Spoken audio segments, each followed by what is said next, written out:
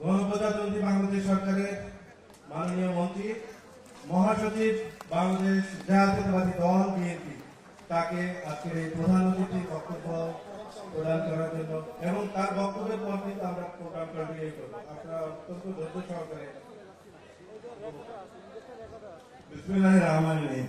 আমি প্রথমে আপনার কাছে সবিনয়ে ক্ষমা চেয়ে নিচ্ছি যে আমার আরেকটি অত্যন্ত জরুরি একটা কর্মসূচি আছে, মিটিং আছে, যে কারণে আমাকে চলে যেতে হবে। আমি রিজু ভাইয়ের সঙ্গে সেইভাবেই আলাপ করেছিলাম। যাই হোক, আমি আন্তরিকভাবে ধন্যবাদ জানাতে চাই যে আইবি এর ৭৮তম প্রতিষ্ঠা বার্ষিকীর এই সংবর্ধনা সমাপনী অনুষ্ঠানে আমাকে আমন্ত্রণ জানানো হয়েছে। সেই জন্য আমি সম্মানিত সভাপতি আন্তরিকভাবে ধন্যবাদ এবং কৃতজ্ঞতা জানাচ্ছি।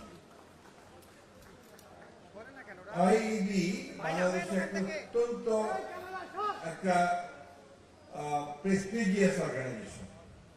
আমরা অনেক আগে থেকেই জানি যে এই আইবি একটা প্রতিষ্ঠান যারা শুধু ইঞ্জিনিয়ারদের অ্যাসোসিয়েশন নয়, এটা বাংলাদেশের উন্নয়নের ক্ষেত্রে, বাংলাদেশের এগিয়ে যাওয়ার ক্ষেত্রে অনেক অবদান রেখেছে। এটা আমরা অতীতেও দেখেছি, আমরা আশা করি যে আগামী দিনগুলোতে দেখতে পাবো। প্রিয় সুধীবৃন্দ, এখানে আজকে আমাদের মাঝে উপস্থিত আছেন আমাদের বিশেষ অতিথি, যিনি নিজে একজন ইঞ্জিনিয়ার, আমাদের ইঞ্জিনিয়ার তুহিন। আমি আশা করব যে তার বক্তব্য আপনারা শুনবেন এবং আমরা আজকে যারা এখানে সম্মতিত হয়েছেন বিশেষ করে তারা নিজেরাই অত্যন্ত গুণী ব্যক্তি। এবং আমি বিশেষ করে জানি যে আমাদের স্বাধীনতা পদক দিয়ে পেয়েছেন এবং আমাদের তুলি, আমাদের এমপি বকুল সাহেব, আমাদের এমপি শান্ত সাহেব, আমাদের আরেকজন মহিলা আছেন, আমি তার নামটা ঠিক আমি জানি না।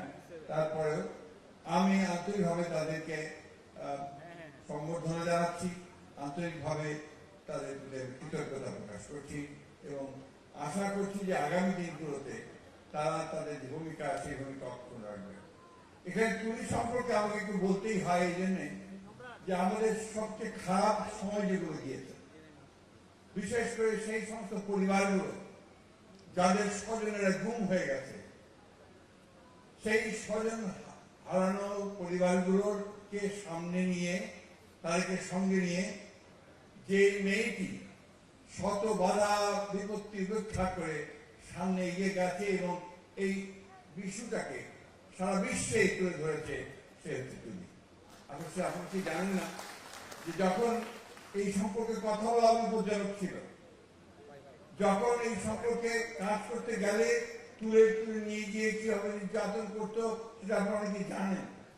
সেই সময় তুলে থেকে নিয়ে জেলেবা পর্যন্ত গেছে তার একক প্রচেষ্টা নিয়ে, যেটা আমাদের কাছে অত্যন্ত, আমরা মনে করি যে তাকে আমাদের ধন্যবাদ অবশ্যই দেওয়া হয়েছে। যাদের স্বজন হারিয়েছে তারা জানেন তার দুঃখ কি, ব্যথা কি, বেদনা কি, এবং এই ব্যথা বেদনাগুলোকে সামনে নিয়ে তুলি তার মায়ের ডাক সংগঠনকে নিয়ে সামনে এগিয়ে এসেছে। এখানে অন্য যারা আছেন তারা প্রথিতযশা প্রকৌশলী, ইঞ্জিনিয়ার, তারা প্রত্যেকে নিজের ক্ষেত্রে অবদান রেখেছেন এবং যারা এমপি হয়েছেন তারা তাদের এলাকায় তাদের জনগণের মধ্যে অভূতপূর্ব জনপ্রিয়তা অর্জন করেছেন। সেই জন্য আমি তাদেরকে আন্তরিকভাবে কৃতজ্ঞতা দিই।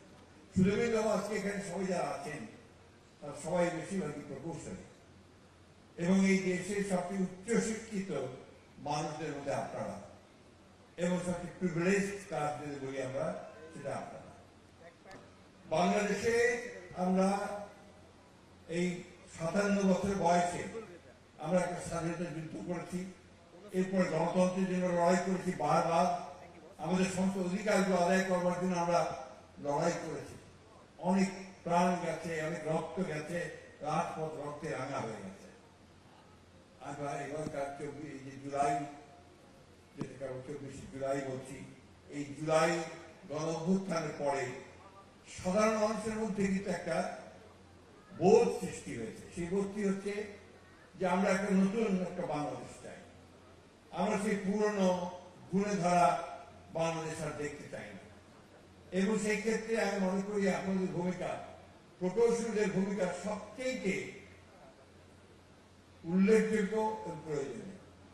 আমি এখন যে মন্ত্রণালয়ে কাজ করছি, এই মন্ত্রণালয়ের কাজটাই হচ্ছে আপনার প্রকৌশলীদের নিয়ে।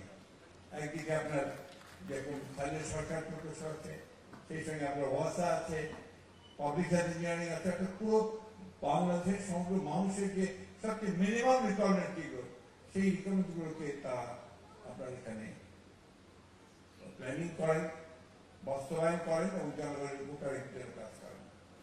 আপনাদের প্রতি জনগণের আগ্রহ অনেক, আকাঙ্ক্ষা অনেক এবং তারা আশাও করেন অনেক, প্রত্যাশা অনেক, যে আপনারা যে প্ল্যানিং গুলো করবেন, যে কাজগুলো করবেন, সেই কাজগুলো জনগণের সত্যিকার অর্থে এই কাজে লাগে।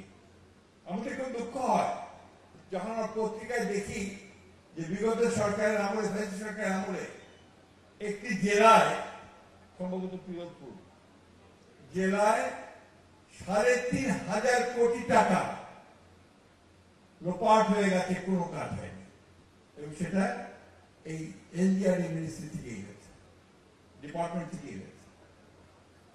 এই বিষয়গুলো দিকে আপনি দয়া করে একটু অত্যন্ত সতর্কতার সঙ্গে দৃষ্টি দেবেন। এই দেশের মানুষ এখন তার আগের মতো অত সব সিম্পল আছে, সরল আছে তা নেই। তারা কিন্তু সবকিছু বোঝেন, সবকিছু জানেন, বুঝতে পারেন। এই দেশের মানুষ কিন্তু কাউকে ক্ষমাও করে না। আজকে আমরা যদি ভুল করি, আমাদেরকে ক্ষমা করবে না। সেই কারণে আমি অনুরোধ করব যে আপনাদের প্রতি যেহেতু সমগ্র দেশের একটা প্রত্যাশা আছে, ভরসা আছে, আস্থা আছে, সেটাকে আপনারা পালন করবেন এবং নিঃসন্দেহে আমি বিশ্বাস করি সেটা বাংলাদেশের অগ্রগতিকে অনেক দূর এগিয়ে নিয়ে যাবে। আমি বক্তব্য পারবো না। আজকে নতুন যে সময় এসেছে, নতুন যে সূর্যোদয় উঠেছে, আসুন আমরা সবাই সেই সূর্যোদয়ের যে আলো, সেই আলোকে আলোকিত হই। আমাদের বাংলাদেশের জন্য আমরা একটা নতুন একটা দিগন্ত সৃষ্টি করি, যাতে করে আমরা খুব দ্রুতই সামনের দিকে এগিয়ে যেতে পারবো। আমাদের যে ছেলেরা যারা রক্ত দিয়েছে, যারা প্রাণ দিয়েছে, আমাদের যে বাংলাদেশকে আবার একটা নতুন সুযোগ সৃষ্টি করে দিয়েছে, তাদের সেই রক্তের ধারাকে যেন আমরা কখনোই ম্লান হতে না দিই এবং কখনোই যেন সেটা আপনার আমাদের কারণে সেটা যেন কখনো আপনার ক্ষতিগ্রস্ত না হয়। আমি বক্তব্য শেষ করছি এই বলে যে আবারও ইন্ডিয়ান ইনস্টিটিউট অফ আপনার ইনস্টিটিউশন অফ বাংলাদেশ, এদের কাছে, আপনাদের কাছে বাংলাদেশের মানুষের প্রত্যাশা অনেক। আমি বিশ্বাস করি যে আপনাদের জ্ঞান, আপনাদের প্রজ্ঞা, আপনাদের অভিজ্ঞতা সবকিছু দিয়ে সেই প্রত্যাশাকে আপনারা পূরণ করতে সক্ষম হবেন। আমাকে আমন্ত্রণ জানার জন্য আবারও ধন্যবাদ। আসসালামু আলাইকুম। আমি আবার আপনাদের ক্ষমা চাইছি যে আমি পুরো সমাজে থাকতে পারবো না।